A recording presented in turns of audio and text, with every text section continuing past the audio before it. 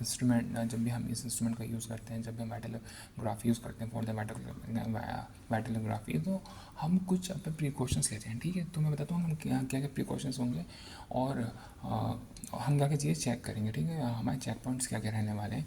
तो सबसे पहले स्टार्टिंग में हम लीकेज चेक करते हैं कि कोई लीकेज तो नहीं हुई। लीकेज चेक करने के लिए हम क्या करेंगे, ये जो माउथ पीस होता है ना, सो दिस माउथ पीस, इस माउथ पीस को हम ऑब्स्ट्रक्ट करेंगे लाइक दिस, ठीक है।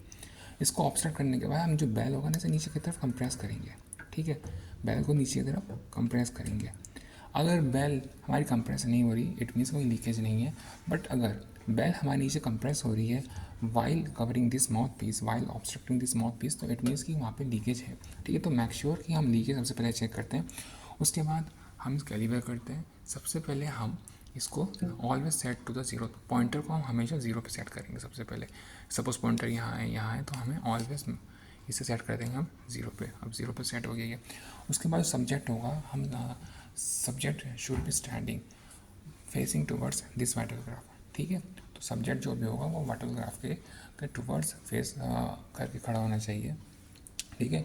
He should be facing this vitalograph, this instrument and तो ये हमारे कुछ प्रिकॉशंस हो गए, सही है। उसके बाद हमने देखते हैं मैकेनिज्म इसका क्या क्या होता है, मैकेनिज्म इसका क्या क्या रहता है।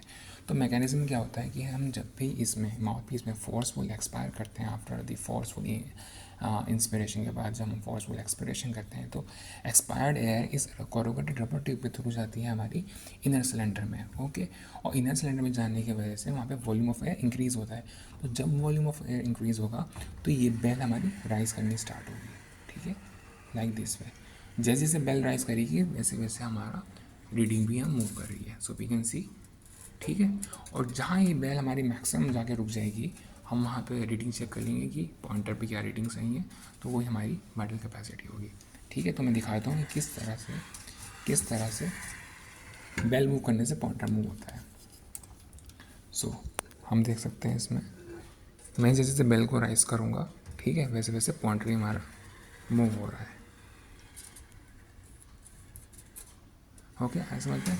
तो यही इसका मैकेनिज्म ऑफ एक्शन है। हमारी एक्सपायर्ड है via this corrugated rubber tube go inside the inner cylinder.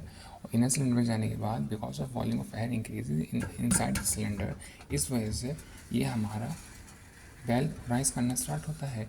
और जैसे जैसे राइज करेगा वैसे वैसे हमें रीडिंग मिलेगी, ठीक है।